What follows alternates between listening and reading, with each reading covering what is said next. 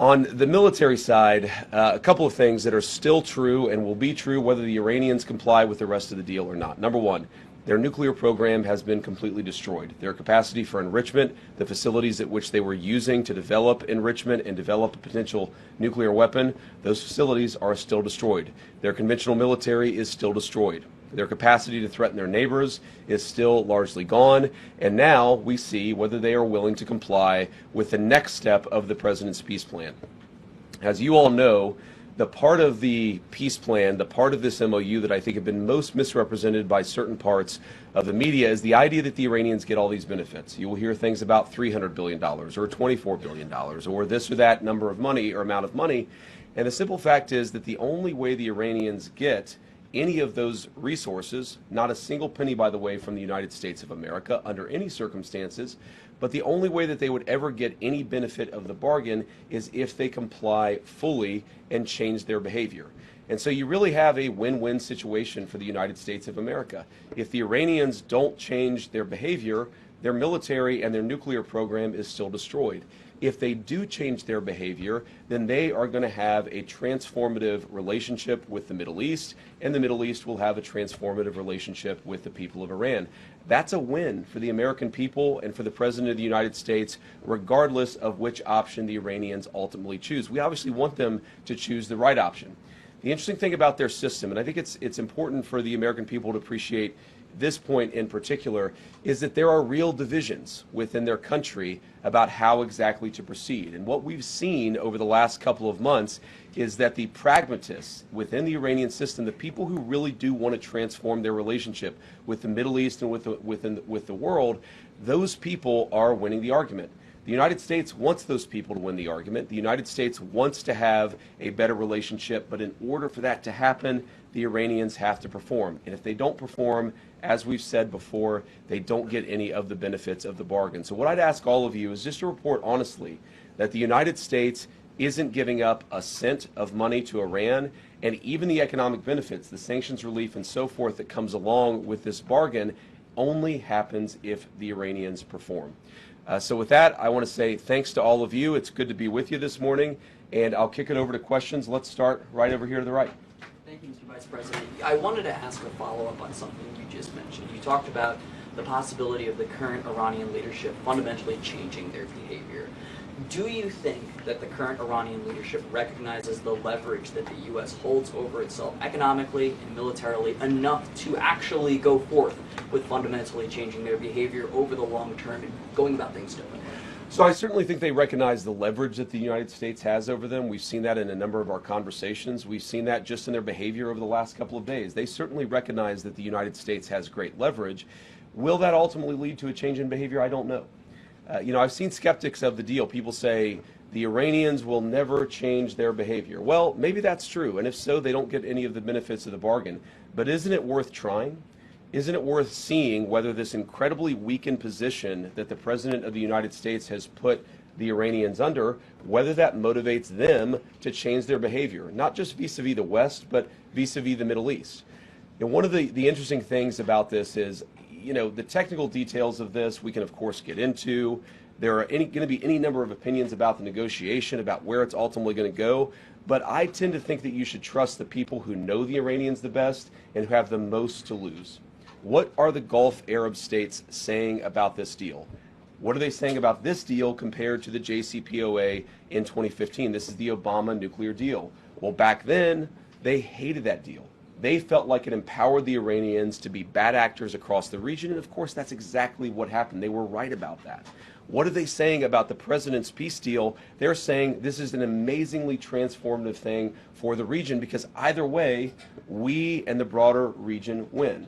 Iran is weakened, their nuclear program destroyed, their economy in desperate straits, and if they change their behavior, big things are going to happen for Iran and for the world. If they don't, no skin off our backs. Either way, we win, and that's the way the president has set up this deal and this negotiation. Thank you, Mr. Vice Yep. President. Just a quick housekeeping question, which I think you answered in your cover, but did the 60-day period officially begin yesterday? I would say the 60-day period officially started today. It was signed late, and it may have even been signed technically because of the time shift, I think it signed technically today, Iran time. So yes, the deal started yesterday. We're going to start the 60-day clock today.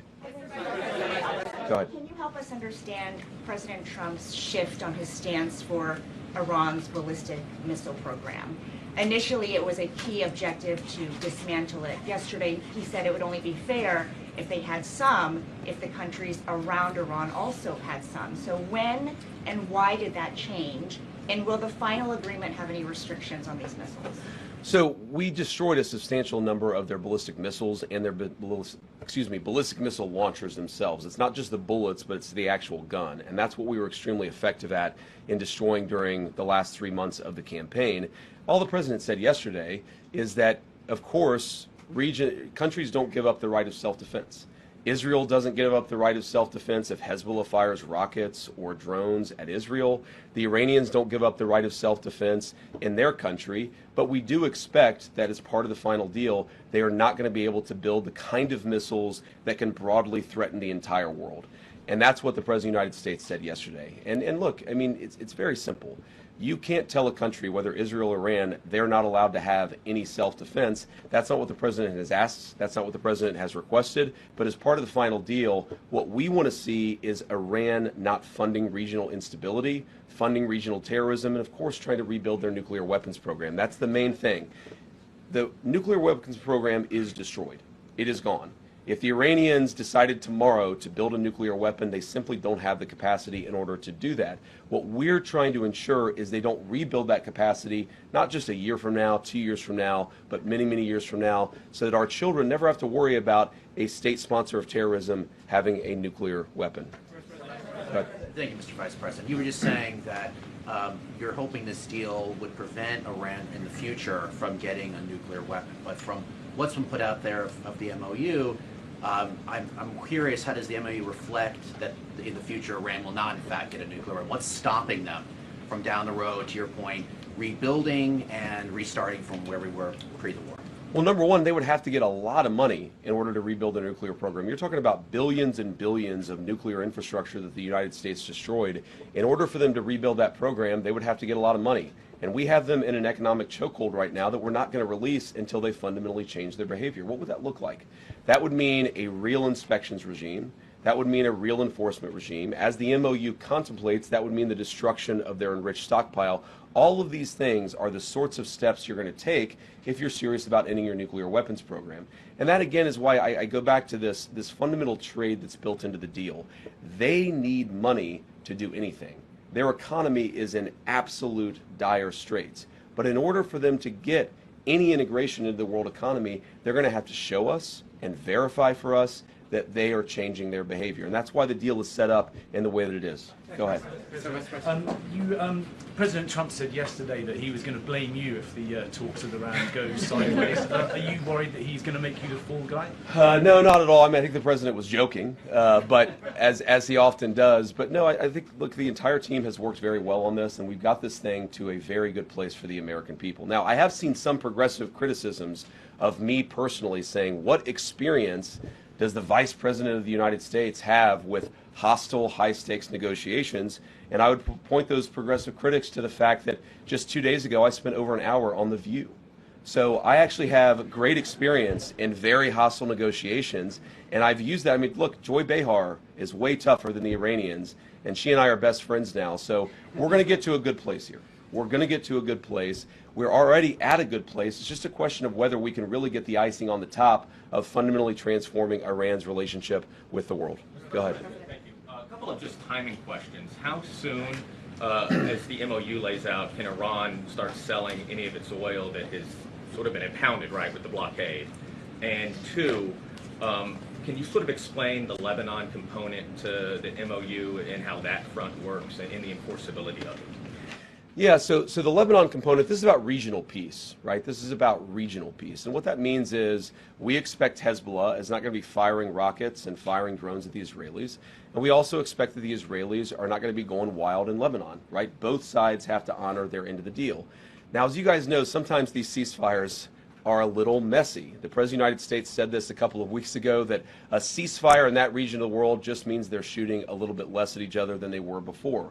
What you've seen is radical progress in Lebanon, less shooting, less firing, but you're still going to have these little flare-ups from time to time, and that's just the sort of thing that we're going to have to manage through the diplomatic process. Secretary Rubio's been sort of the person on point.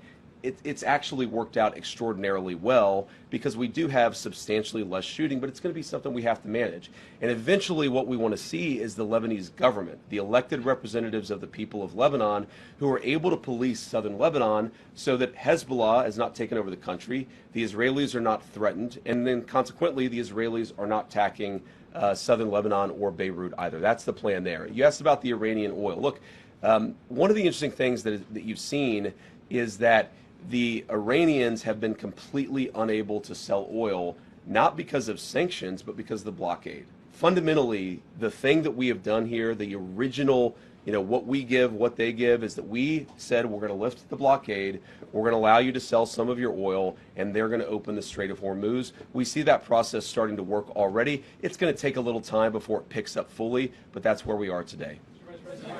Go ahead. Thank you, Mr. Vice President. The MOU, just on the Strait, the MOU guarantees these 60 days of toll-free passage, but after that it has, of course, led to a regional dialogue with Oman and Iran deciding the future governance of the Strait. A senior U.S. official told us yesterday that they expect Iran to push aggressively on this, but also that Gulf states won't allow any kind of tolls. How strenuously will the U.S. fight to keep tolls out of the Strait and keep any fees away from the future Strait commercial traffic?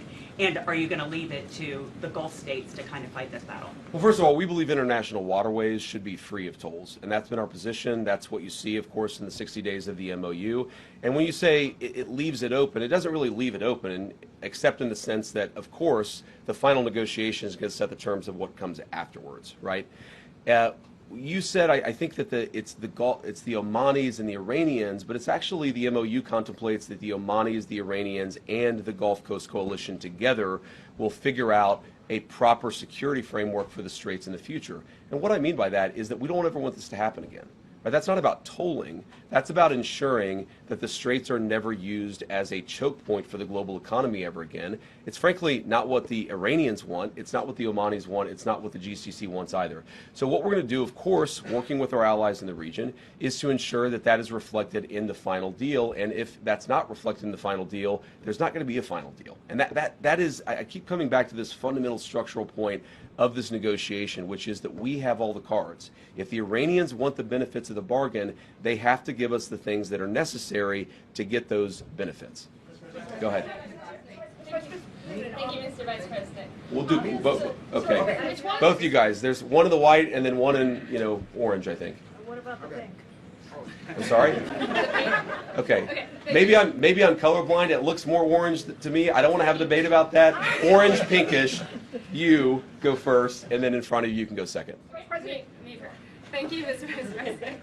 How does the points about granting some immediate waivers on sanctions, especially from the Treasury Department, how does that square with the Iran Nuclear Agreement Review Act?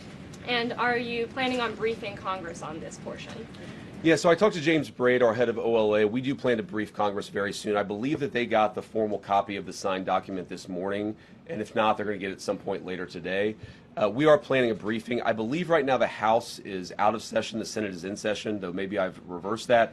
But we're going to ensure that the team briefs Congress and, of course, answers their questions. We've been doing that informally, of course, talking to a number of people in Congress just over the last week. We'll keep on doing that, and we'll have a formal briefing. I won't say exactly when that will be because it depends a little bit about session schedule. Your point about the sanctions is I'll go back to what I said earlier, which is really the choke point on Iranian oil was never the sanctions. We didn't see that as a major concession to the Iranians. Frankly, the Iranians didn't see that as a concession to them because what prevented them from selling oil was not the sanctions. They were selling plenty of oil without any discount because the sanctions were just fundamentally ineffective at that point. What the sanctions did do is move the Iranian financial system to sort of the shadow banking system.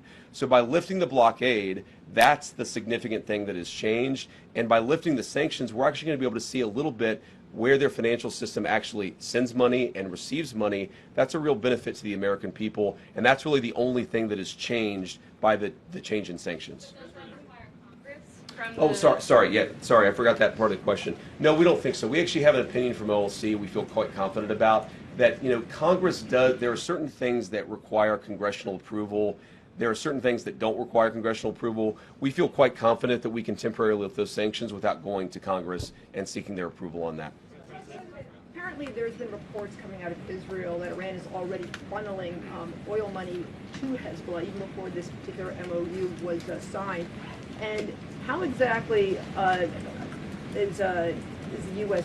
looking at this? If we're talking about behavior on part of Iran, I mean, October 7th happened, and if there's concern that perhaps Hezbollah could end up doing some sort of attack on that scale, then how exactly are we talking about the reaction from the United States if we're talking about perhaps a humongous scale attack that actually could happen? Are we waiting for that type of attack?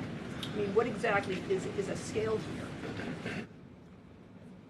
Sorry, you said what exactly is a scale? Yeah, well, I mean, like, what type of attack would it take to actually get a reaction from the United States to say, okay, now we're actually going to start dropping bombs on Iran for having bad behavior? Well, we don't want a scale of any attack. Any attack, whatever its scale, is unacceptable under this agreement.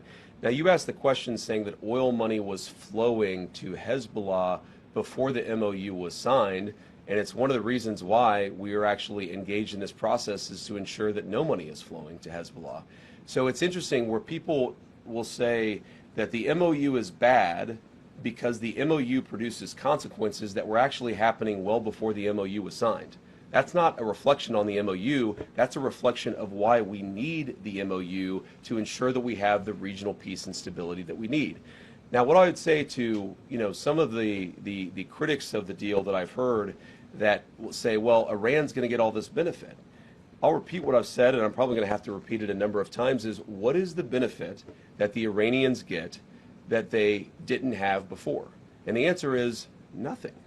They don't get anything unless they change their behavior. If they change their behavior, that is a thing to celebrate. That's going to transform the Middle East for a generation. If they don't change their behavior, they don't get the benefit of the bargain. And I think, I got to be honest, I think fundamentally this idea that, and it's a misrepresentation of the MOU, this idea that the Iranians get all these benefits before the deal is actually consummated. The idea that they get benefits before they change their behavior is fundamentally a talking point that is issued by people who want the conflict to continue indefinitely, despite the fact that that's not good for the American people and it's not good for the region. Way in the back. All the way back in the red. Thank you so much, Mr. Vice President. Mr. Vice President. Red here, you mean? Are you red? We'll do, okay, sorry. Thank you. I'm wearing bright red. So many today. people are wearing red. You can go first. Kara, right? Thank you, Kara. Okay, Thank and then you. next after that. Okay, great. Could you highlight the major differences between this deal and President Obama's deal in 2015 and why the administration believes that this deal is superior?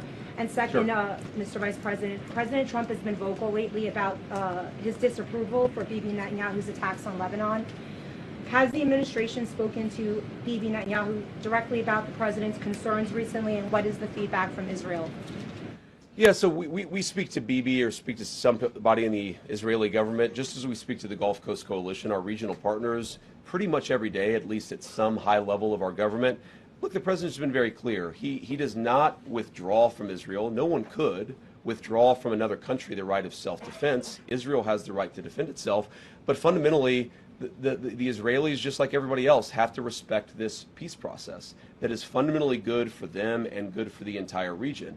What the president has grown frustrated sometimes is that we seem to be right on the cusp of a major breakthrough in the agreement, and then all of a sudden there's a major explosion that goes off in a civilian population center in Beirut, and a lot of people who have nothing to do with Hezbollah lose their lives. That's not acceptable. That's the sort of thing that we've asked for closer coordination so that we ensure it doesn't happen. And our message to the Israelis, just as our message to everybody else, is fundamentally, we want this peace process to be good for you. We do not want Hezbollah attacking Israel, but in order to ensure that that happens, we have got to actually build the kind of regional framework that can cut off the money to Hezbollah, cut off Iranian support for Hezbollah, and also ensure that Lebanon's territorial sovereignty is respected by all parties. And the difference between the two agreements. So first of all, The two big differences are not even in the substance of the deal itself, but something I said earlier are, number one, the Gulf Coast Coalition loves this deal because they think that it makes Iran weaker. They hated the Obama deal because they thought that it made Iran stronger. They know more about this, and they have more to lose than anybody, including the United States of America, so I trust their judgment. The second thing is where the deal came from. You have to remember, in 2015, Iran had built a sophisticated nuclear weapons program with a nuclear weapons stockpile. So the perspective that we came at as the United States was, you already have a really nice nuclear program, we're going to bribe you with American money in order to stop it. Our perspective and where we're coming at it is, we already destroyed your nuclear program. And so if you promise and show verifiable pathways to not rebuild it, then we're willing to give you some sanctions relief and things like that. So it's a fundamentally different perspective. Now, there are all these substantive differences as well. The Obama nuclear deal allowed enrichment. Ours will not. The Obama deal allowed the accumulation of stockpiled weapons-grade material. Ours is actually leading to the destruction of that stockpile of enriched material. So there are many differences. The Obama deal gave them over $1 billion of American money. This deal gives them $0 of American money. So a lot of substantive differences, but I think the most important differences are where we're coming at it from a position of strength and the fact that our Gulf Coast partners love this deal. No, sorry. I said the other, all the way in the back. Thank you. Margaret with the Daily Wire. The president has said that if Iran doesn't behave themselves, we're going to resume military action. So what is the red line for what Iran can do before they cross that red line and we do resume military action? Well, it's going to be a holistic approach where we look at their behavior. Are they funding terrorism? Are they leading to attacks of other people? Are they trying to get centrifuges to redevelop their nuclear weapons program? There are all these questions that we're going to ask about whether they've actually changed their behavior. Do they allow the inspectors in as they have promised that they would do, or do they refuse to allow those inspectors in? A whole host of things we're going to see. We're working towards a very successful resolution of this process. But again, it takes two to tango. And what the president's just saying is that we maintain economic, diplomatic, and military leverage that nobody else in the world has. So if the Iranians want to change, great. We're going to help them. If they don't change, we still got all the cards. Thank you. Yeah. Oh, sorry. In the blue jacket. Yep. This one right here. This one right here, Mr. Vice President. That's a Navy jacket. Should we have a debate about the difference between blue and Navy? Not that guy, because you give a speech whenever you ask a question. I'm going to give her an opportunity. Hold on. Guys, you're speaking over the person who's asking the question. There's been a lot of frustrations with Americans, particularly about the gas prices. You touted the fact that they're coming down. The president has gone on True Social touting this. But when should they expect to see gas reach that $3 threshold? Well, I'm not an economist, and I think even the economists would get this wrong, but the fact that you've seen gas come down about 65 cents a gallon on the national average, and the fact that you see oil prices that are basically close to where they were at the very beginning of the conflict, I think you're going to see a substantial reduction in gas prices. I'm not going to predict the exact price. If I was able to do that, I might be in a different business than politics. But we do think you're going to see significant relief at the pump on top of what we've already seen. Thank you, Mr. Vice President. You keep saying that Iran will only reap economic rewards if they comply and change their behavior. But under this deal, they are being allowed now to sell their oil freely. Again, how is that not a financial benefit? And they're being allowed to do that without making any new concrete nuclear commitments. So can you explain how is that not lopsided? Well, first of all, they've made very concrete nuclear commitments. They have committed to the destruction of the highly enriched stockpile that they have in their possession. But number two, all we've done is lift the blockade in the Straits of Hormuz. We basically returned it to where it was before the conflict. The blockade is off. We put that in after the conflict started. The straits are now open. That's not a new benefit to the Iranians. They were selling oil for many, many years, well before we ever put the blockade. We opposed that blockade. They stopped selling oil, and now we've lifted the blockade in order to promote the free flow of energy across the world. Go ahead. A U.S. official described having secured some of these quote-unquote gentlemen's agreements with Iran on certain aspects of the negotiation. So when it comes to highly enriched uranium, can you walk us through what's been secured, even in these kind of gentlemen's agreements, on how exactly they're going to get rid of the stockpile? Are there agreements on low-grade enrichment? How long is the moratorium on enriching uranium for Iran? And are any of these gentlemen's agreements written down anywhere? So some of them are written down, but fundamentally, whether they're written down or spoken, this is why we structured the deal that we did, because we don't trust words. We trust action, and we trust conduct. And so we're going to reward conduct, and we're not going to reward any words, whether they're written on a sheet of paper or not. There's a lot of discussion, the MOU, the gentleman's agreements, the final deal. Words don't matter, ladies and gentlemen. We're about verification.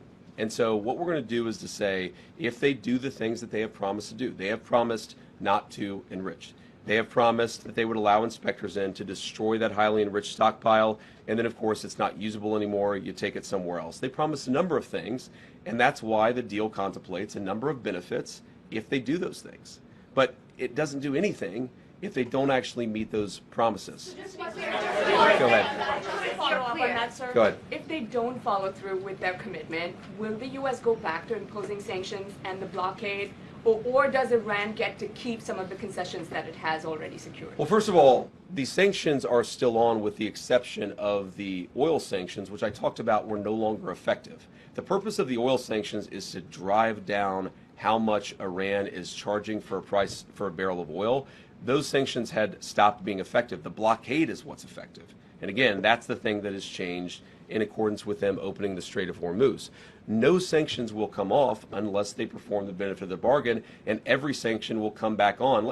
Like hypothetically, let's say 2 years down the road, they've done what we need to see on the nuclear program, and we release the sanctions as the deal contemplates. Then they decide they're going to start rebuilding the nuclear program. Then, of course, those sanctions are going to come back on, and that's why it's really kind of like a dial.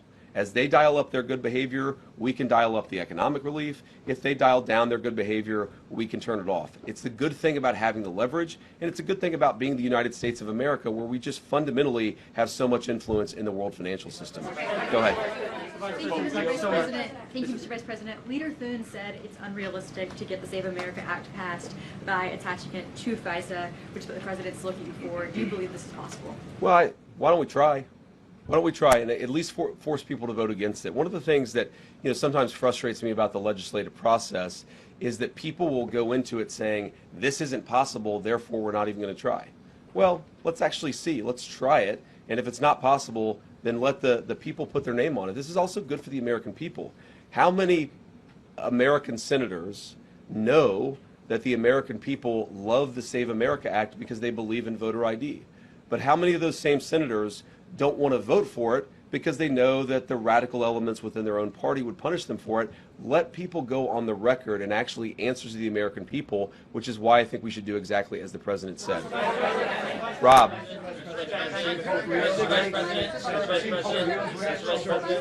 Rob. Thank you very much. On Monday, we were told the MOU will be published within 48 hours. The President then said after Friday. You, I think, then said by Friday, and then it ended up being read out on a briefing call yesterday. We were told the MOU had been signed electronically on Sunday.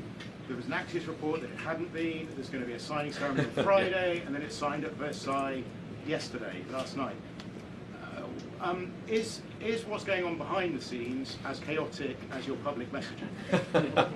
Well, I don't think our public messaging has been chaotic. I think dealing with a fractured Iranian system where communication isn't great is just sometimes something that we don't fully appreciate or we don't fully understand. What really happened here is that we did sign the MOU on Sunday. That locked into the terms of the deal.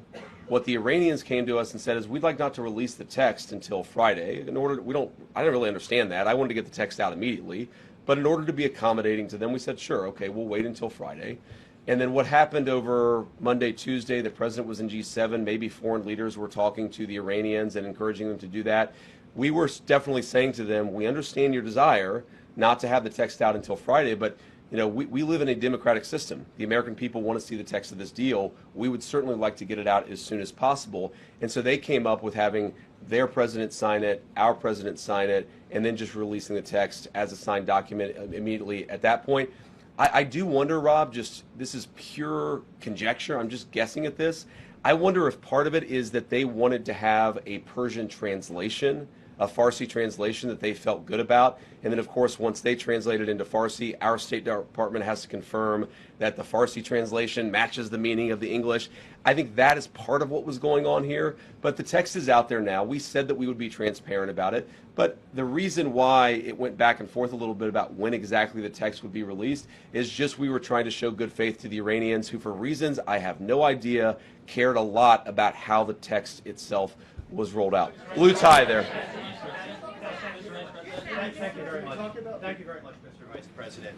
As you know, because you were involved in this process, the MOU allows for Iran to sell its oil right away, which means that Iran can take in on a monthly basis tens of millions of dollars.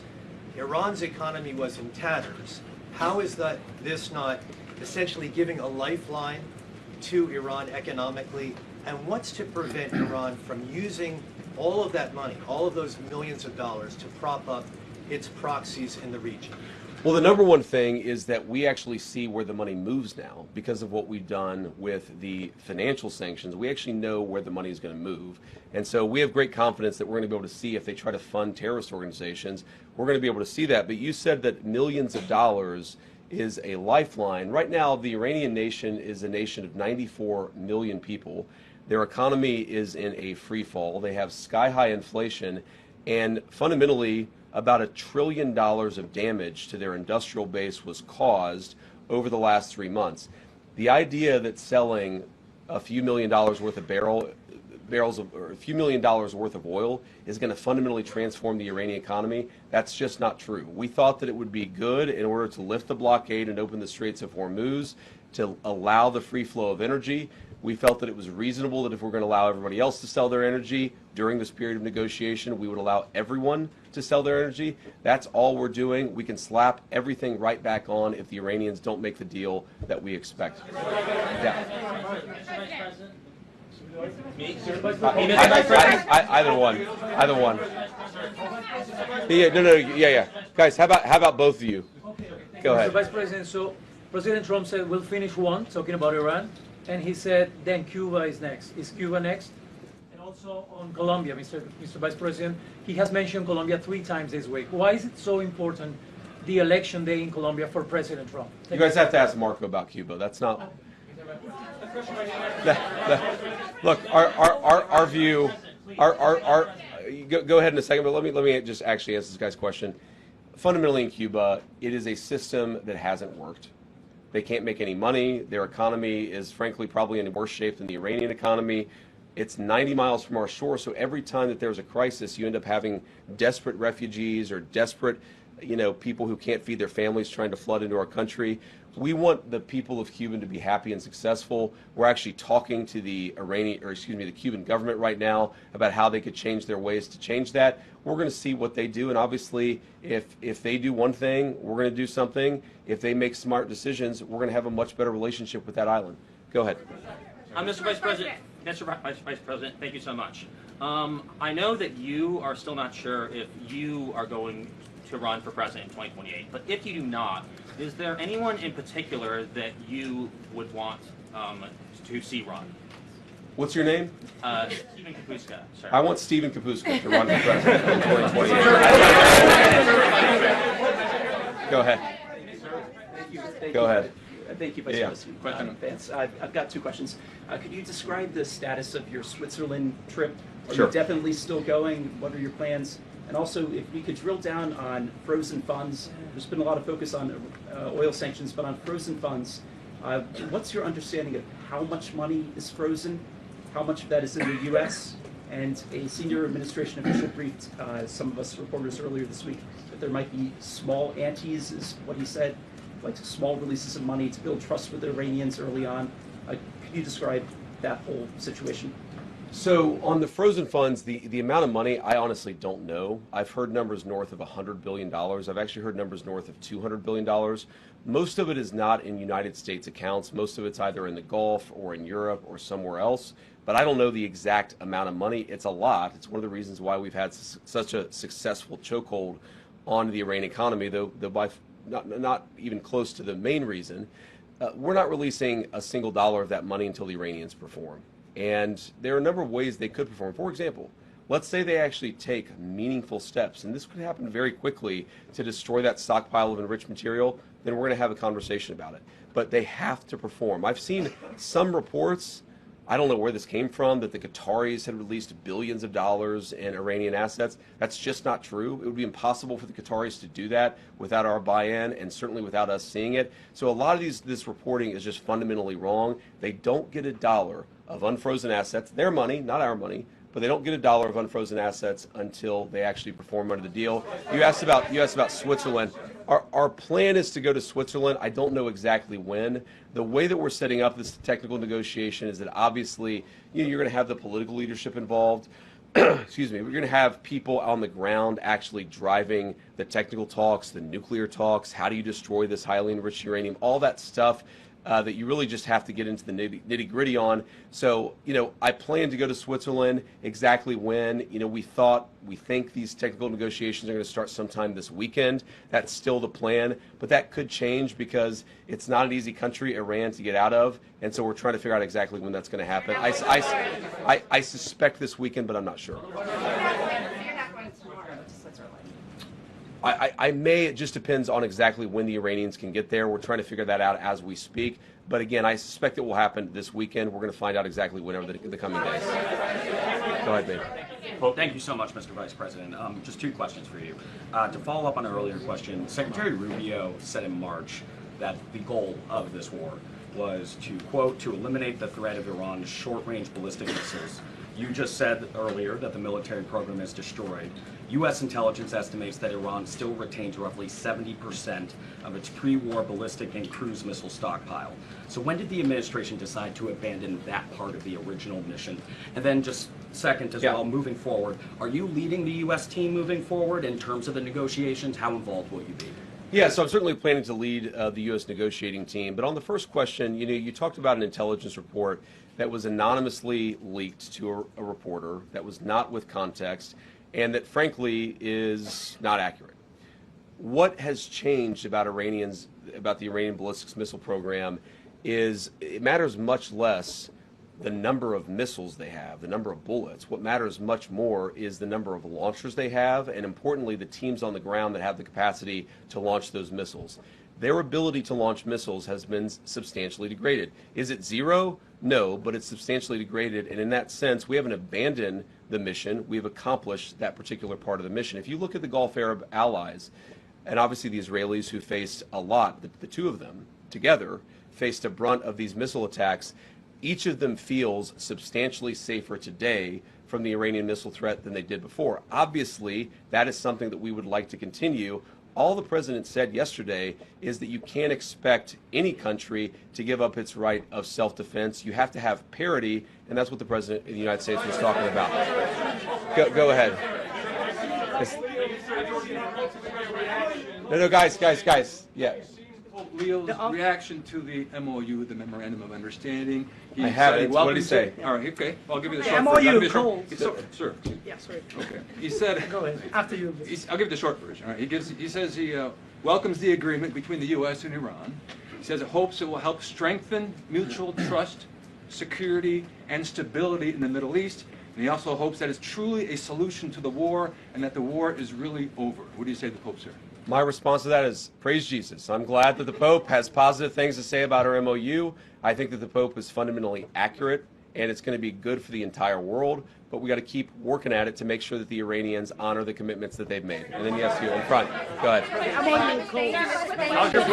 Guys, with the thing is, there's so many people in here, I could say the red tie, and then 9 of you start shouting at us. The burgundy tie? The MOU calls for a U.S. There we go, that guy. Yeah, sorry. Thank you. The MOU calls for a U.S. troop withdrawal from the Gulf region tied to the final deal. Can you say whether the drawdown will affect U.S. forces past Iraq and Syria, where American troops currently help protect Kurdish-held areas from Iranian-backed militias? Okay, so the drawdown contemplated, again, this is the final deal. This is assuming that the Iranians comply, that they give us verification, that they take real substantial conduct towards this peace agreement. What we're saying is that we will withdraw troops to the pre-conflict level, meaning we're not going to keep a couple of extra aircraft carrier groups over there. The Iranians don't want that. Frankly, we don't want that either. Go ahead. Yeah. Is not going to be funding that $300 billion fund. Who exactly Sure. is funding that? Is that private companies? And I also noticed that your voice is hoarse. Are you sick? Have you been using your voice a lot? Well, I've been on a bit of a book tour the past couple of days, but I can't promote my book here in the White House press briefing room.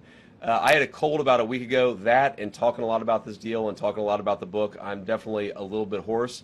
But you asked, your first question was about Is funding that $300 billion? Oh, I see. So what's interesting about this is there is a great desire from the Arab world and from outside the Arab world to actually get involved in Iran if they behave properly.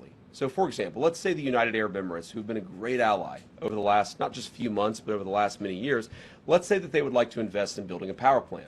That actually is impossible right now because of the way that U.S. sanctions work. And so what we're saying is that if you behave, and if the Emiratis themselves want to build a power plant, then we will do the sanctions relief necessary to make that possible. The good thing about that is that it actually creates integration, which is leverage. A world where the Gulf Coast Coalition has greater leverage into the Iranian economy is a world where the Iranians are going to be heavily prevented from misbehaving. So it's a lot of the Gulf Coast Coalition, again, they see that Iran is weakened, they see there's an opportunity to build a new relationship there, and they're saying if they behave, and if the United States is willing to allow this to happen, then absolutely we want to change our relationship with Iran. No, well, I mean, I assume that in the United Arab Emirates there would be private money and so forth that would be part of this. But again, this is so far in advance because it assumes a transformation in Iranian behavior. Sure. Thank you so much, Mr. Vice President. As you know, the Iranian-backed groups in the region were involved in this war, and they damaged U.S. facilities and your allies as well. How does this agreement affect Iran-backed groups across the region, especially the Iranian-backed groups in Iraq? And my second question, this agreement requires Iran to stop attacking the Kurdish opposition in Kurdistan region, which they did 2 days ago. So what this agreement does fundamentally is it requires Iran to behave like a normal country. And if it doesn't, as so many people think that it never will, then it doesn't get any of the economic benefits. And if they do, then that's a great thing for everybody. It's a great thing for the Kurds. It's a great thing for anybody who has been under the brunt or under the threat of Iranian-funded terrorist organizations. The expectation is that Iran will stop that, and if they don't get the benefits of the bargain. John. Thank you, Mr. Vice President. Many of the colleagues that you served with in the U.S. Senate and Republican Conference have criticized this deal over the last 24 hours. What is your message, Mr. Vice President, back to them? So I guess I would say to anybody, any of the critics, is number one, have a little bit of faith in the President of the United States. The idea that he is going to strike a deal that's been bad for the American people, it's preposterous. He is the person who's had the courage to fundamentally transform our relationship with Iran and with a lot of other countries over the last year and a half. He believes in this deal. He is going to see it to completion, and if the Iranians don't comply, we still have every single tool and point of leverage that we have today. That'd be message number one, is have a little faith in the President's ability, given that he's got us this far, to take us the final step. The second thing that I would say is so many of what I've read or heard that people believe about this deal is just fundamentally untrue. It is a memorandum of understanding. It is fundamentally a principle that, yes, the Straits of Hormuz are going to be open immediately, and they already are. Yes, they're going to give up their highly enriched material, but they've got to actually do it. It's about conduct. It's about rewarding good conduct and punishing bad conduct, which in some ways is what we've been doing for the last 3 months vis-a-vis that country anyway. So many of the criticisms, I saw Lindsey Graham came out with a positive statement after expressing some concerns. I think that when people get to understand not just the agreement, but our negotiating posture as a country, they will realize this is an excellent thing for the American people, but that's part of our job. We've got to tell the story about what this means for Americans, how it's going to make all of us safer and more prosperous. That's why I'm here talking to everybody, and we're going to keep on telling that story in the days and weeks to come. Go ahead. Thank you, sir. Jordan Conradson with the Gateway Pundit. I want to talk back to the Lebanon component of the deal. There's a report in Axios that Netanyahu's fuming over this. Israel doesn't feel bound to the MOU as it relates to Lebanon. If, as you mentioned, your frustration with Israel striking in Beirut, hitting apartment buildings, if that continues, could it torpedo the deal? And what would the U.S.'s response be to a broader war in Lebanon involving Israel and Hezbollah? Yeah, well, I don't want to get into hypotheticals that could torpedo the deal, because I think the president's expectation is that all of our friends, the Israelis, the Arabs in the region, we're going to work together and actually see this deal to completion. Now, I saw the Axios report, that Netanyahu is fuming. That's not reflective of the conversations that I've had with him, but maybe he's saying something to somebody else that he's not saying to me. What I will say, and this does bother me, is that you've seen people within Bibi's cabinet who have come out and attacked the deal, and in some ways very personally attacked the President of the United States. And I guess my message to them would be twofold. Number one, Donald J. Trump is the only head of state in the entire world who is sympathetic to the nation of Israel at this moment in time. And he happens to be the head of state of the world's superpower. If I was in the cabinet of the Israeli government, I might not be attacking the only powerful ally that I have anywhere left in the entire world. And the second message I would give to some of those cabinet members, Bibi, to his credit, has not gone down this path, but to some of these cabinet members in Israel who are attacking the President of the United States, the other thing that I would say is that over the last 3 months, 2/3 of the defensive weapons that have protected your homeland have been built by American hands and paid for by American tax dollars. The problem for Israel is not Donald J. Trump. And anybody in Israel who thinks their biggest problem is the President of the United States needs to wake up and smell the reality of the situation that country is in. Thank you all. What have you learned about going to war against Iran?